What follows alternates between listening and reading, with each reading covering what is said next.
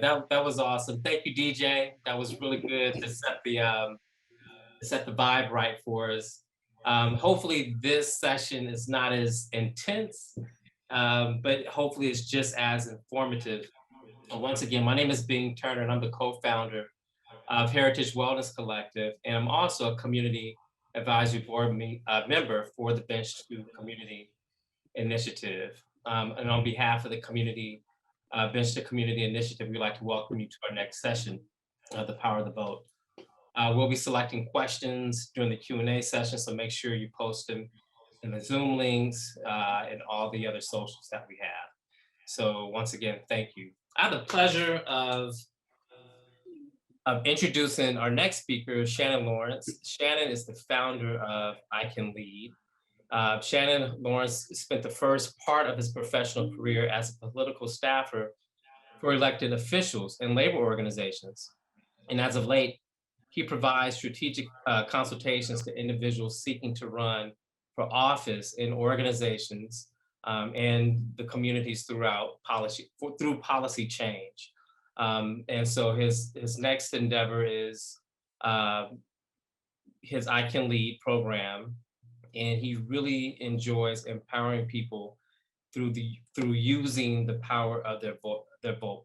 And it's kind of interesting. Before we get too deep into the presentation, I wanted to say, Shannon, I was thinking about the first time we actually met. It's almost 25 years ago. And what struck me about it, I was sitting here thinking about our remarks.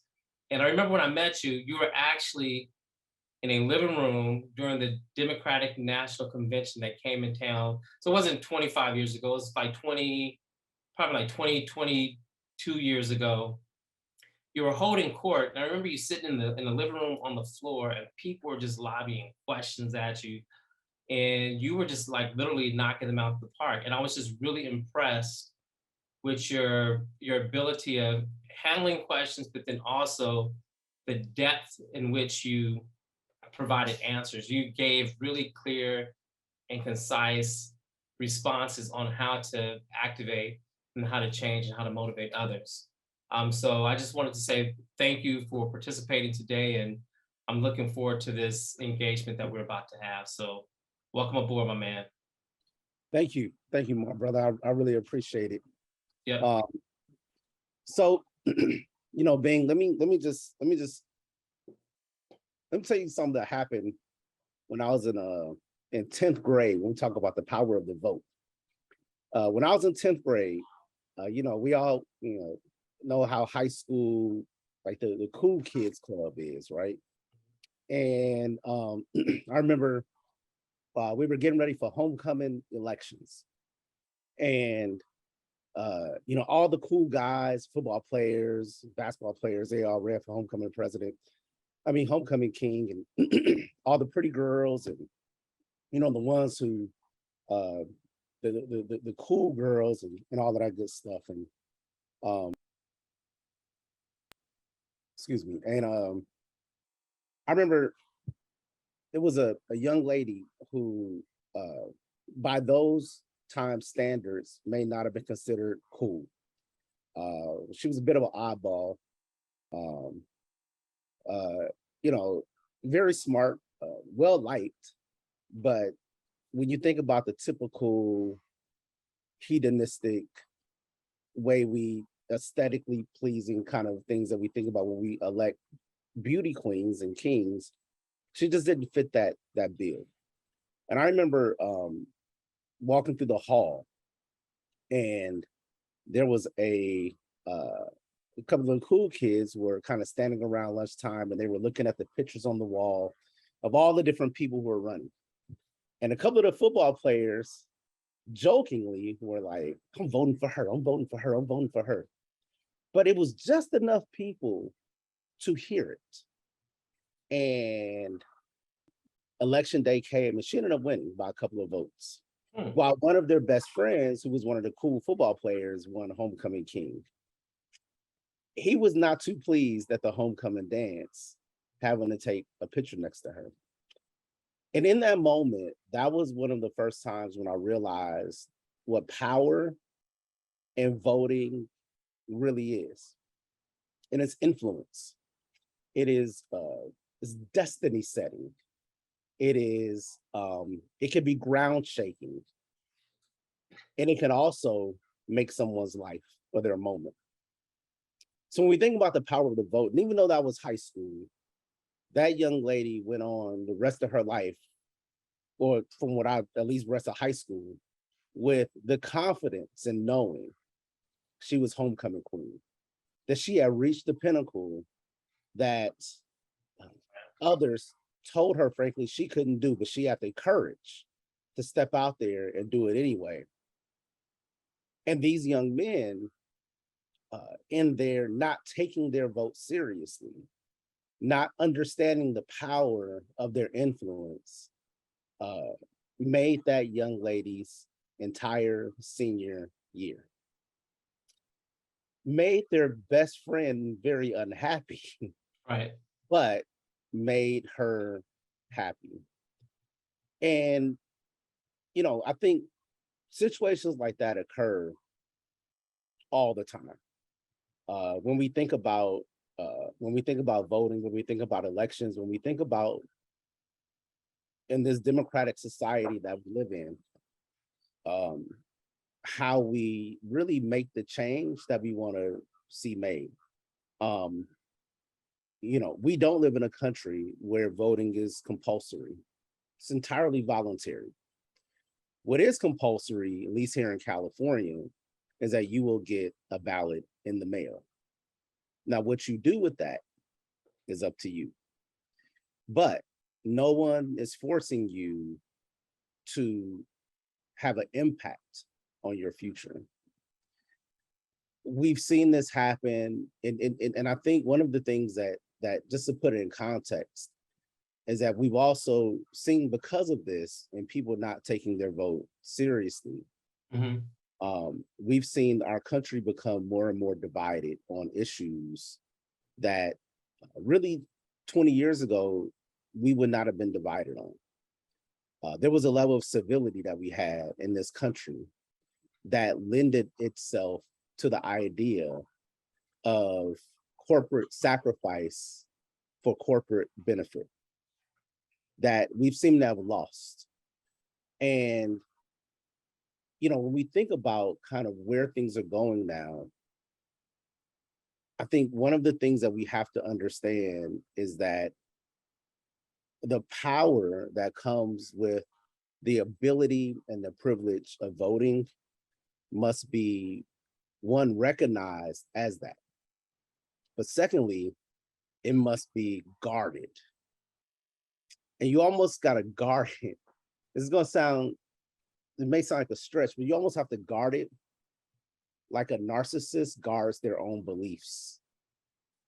In that, when you think about narcissism and the mental disorder that it is, or the disorder that it is, how it can negatively impact people who are impacted by someone who's a narcissist, because all they care about is themselves, and all they care about is what's important to them, and the consequences of their care means absolutely nothing to them.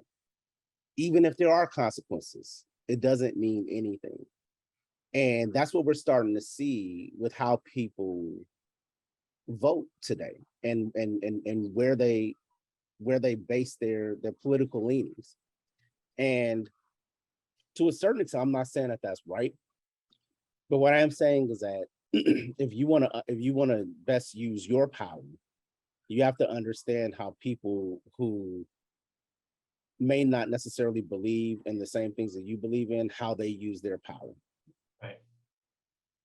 So it's like the spirit of a narcissist. You want to have the spirit of a narcissist, not actually be narcissistic. No. But you have to be selfish, right, with the things that you deem to be important, to be an active voter, to be an engaged voter. Yeah, and unfortunately, this seems to be a relatively new phenomenon that we're seeing in the trends of voting, right? You know, we think about it, you know, and it's become evident in how we think about how we do talk about our society, right? It used to be, it it's a relatively new phenomenon, and probably that we even classify states as red or blue or purple. This is new. This is a really new concept, right? Where people identify who they are and what they believe based on the state that they live in. We see that here in California with red counties and blue counties. I mean, Orange County people that build, the vast majority of the Orange County politic will be philosophically opposed to anything a Democratic governor stands for. That's just the way it is. Unfortunately, today, can it change? Absolutely, it can change. But it's going to take some really courageous political leadership to change that. But a lot of people's identity is rooted in the color of the geographic area where they live in, and oftentimes they will vote a certain way, not because it's what they believe in, it's because it's culturally popular to be politically agnostic at best. And they don't want the ridicule, right? And so I'm only laying out kind of an observation. I'm not saying that this is what it has to be. I'm not saying any of that. It's just simply an observation that I think when we talk about voting and how it's important to us, we have to also understand kind of the powers and forces that we're working with. I would personally subscribe to still being someone who really does a deep dive into the issues that you personally believe in, and vote that way, even if it's not popular. Because I think ultimately you'll sleep better at night. I think we've seen it. There are a number of people who, even voted for Donald Trump, who may have agreed with one or two issues that he said that he stood up for, but did not agree with a vast majority of other things that he pushed, other philosophical beliefs that he had, right? And to a large extent, really had to reconcile and have a reckoning with themselves on, is this issue that important that I'm willing to either lose friends or even see this country go where it's going for this one issue, when maybe a little bit of negotiation I could have won anyway. Right. I have a question. I'm gonna switch the gears a little bit. Yeah. But it's also it's kind of like in the same vein. There's two concepts, and I know a lot of times people sort of talk about them. They sort of merge them together, conflate these two terms. It's the term of like advocacy and activism. What, from your perspective, is political operative a good word for what you do? Or you're considered political or a consultant? That either one is fine. Okay, so as a political consultant, do you look at an activist the same way as you look at someone who's involved in advocacy? Are they the same to you, or are they two different people or two different? They're not the same. Okay. They're two different people, and so I want to be clear about something, right? And just for context, being the terms lobbying and advocacy are often used interchangeably, but they mean two different things, right? Yes. So let's start with lobbying. A lobbyist is someone who gets paid to represent a particular issue or group of people to elected officials in order to influence a vote in the legislature. Okay, they get then, but the key thing is they get paid. That's why they have to register. An advocate is someone who does not get paid. So oftentimes the difference is you will see a lobbyist in a suit or dressed, professionally, in a state house, seeking to get FaceTime with an elected official to talk to them about a particular issue that they are getting paid to represent for their client. And they have to register, and they have certain rules that they have to abide by. An advocate can be you and I right now, being we decide we want to go to Sacramento or LA City Hall or wherever and say, we care about the inflation level on tires. It doesn't really matter what it is, but because we're not getting paid, we are advocating for our position. But that advocacy only happens at, directly to elected officials. Activism is what happens in the street. Activists are in the street. And I think you can be an activist who does advocacy, but you have to understand that there's a time, that there's a place and there for both, and there's rules to engagement for both. Okay. Right? So just to put it in perspective, do you remember there was a couple of years ago when this country was in a really, really heated place? And last week. Right? Well, no pun intended, right? Okay, right. Congresswoman Maxine Waters actually caught some flack because she encouraged people to, for instance, approach, Senator McConnell while he's out to dinner with his family, right? That's the streets, right? Like that would be activist work where that's an activist move, right? That where you show up someplace where it's not comfortable in order to get their attention on the issue that you believe in. Rarely does an elected official change their mind because you show up on their doorstep. They may, but I doubt it. If anything, you just piss them off. You just make them upset, but you got their attention, and that's what you want. You rallied the troops. That's what you want. You want them to feel uncomfortable enough to at least be able to hear your position so that one, you don't have to go back and do it again, but hear your position so that they can at least consider your position. It's in the advocacy. Once you get that meeting with them where you could clearly lay out the plan, that's where that change happens, and that's where the negotiations happen. That's where all of those things occur in order to move the dial and move the agenda. And yes, Maxine Waters is fierce. Right. Okay, so in the context of as we're doing this work, and I know the presentation right after this one, they're going to get like more deeper into the weeds about specific policies. I want to preface my question by saying I remember this was years ago. There was a show on called Rock, and it was going off air. And I remember all the little discussions that were happening, like to keep Rock on air, write a letter to the stations, and each letter represented, I remember at the time it was like one letter to a television station representing like 10,000 viewers.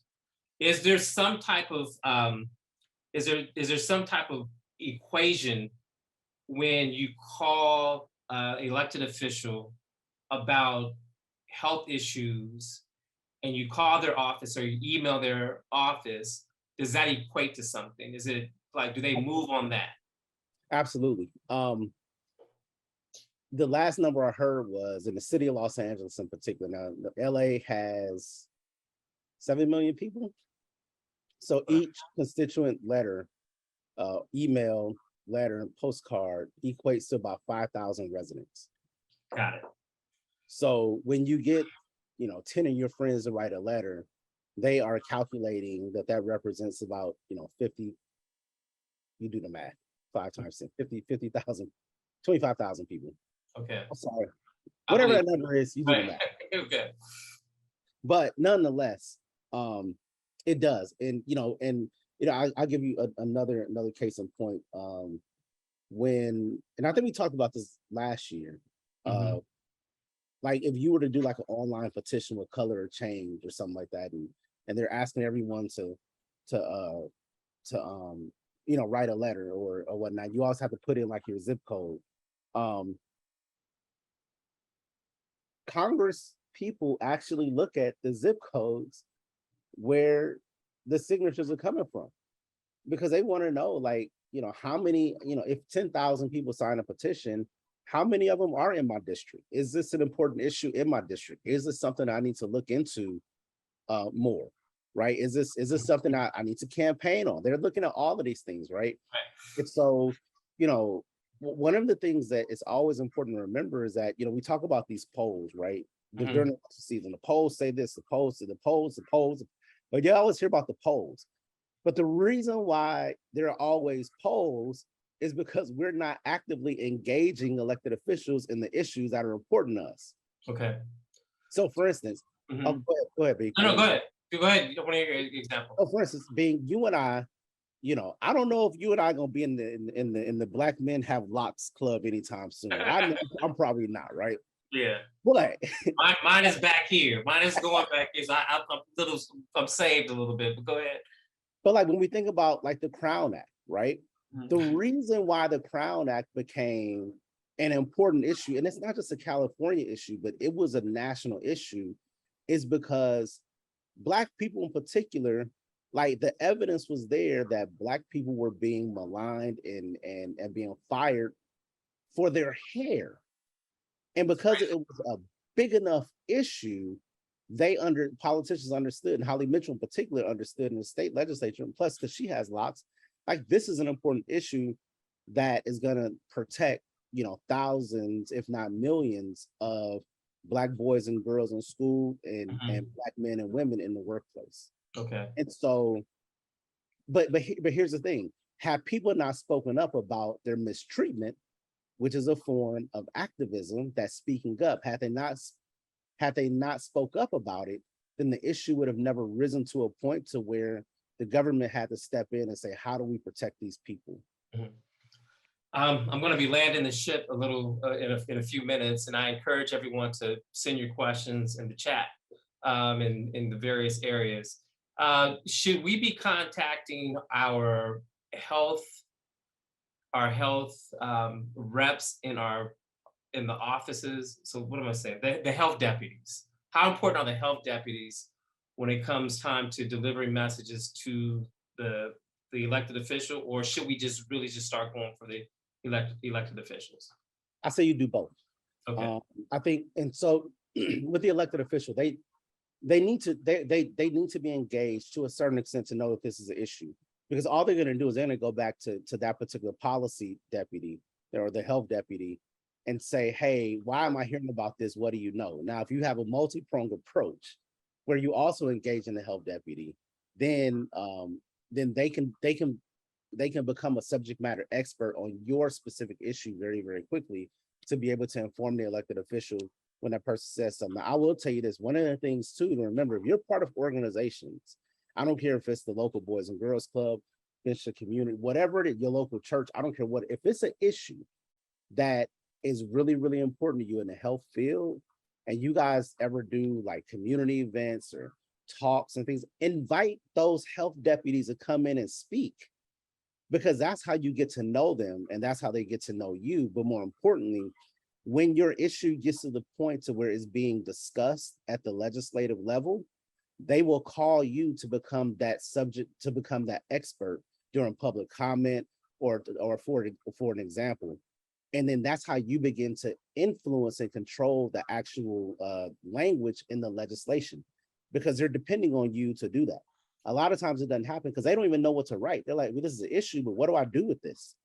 And you want to, that's how you engage them, is you invite them to those things so that they're not only talking to you, but they're talking to other like-minded people in your circle over the course of time. So one last question. As we get a lot of information from like media, of course, whether it's Instagram, social media, even the network news, what are some resources that you can think of that really distill the information? And it's like, not distill, that's the wrong word. What are some of the resources that we can access as just regular community folks that we can truly trust? Like, what are some of the resources that people like yourself go to sort of verify, to kind of make sure that you guys are clear and accurate? So there are a couple of different things. I think if there is a news outlet or publication that you enjoy reading, whether it be LA Times, Daily News, USA Today, it doesn't really matter. If it's a trusted source for you on general things, then I would trust their editors when they write their op-eds, because oftentimes they will have a pulse on what you're trying to read. That more aligns with probably where your beliefs are anyway. But they also are going to be hypercritical and probably bring things to the forefront that you didn't think about.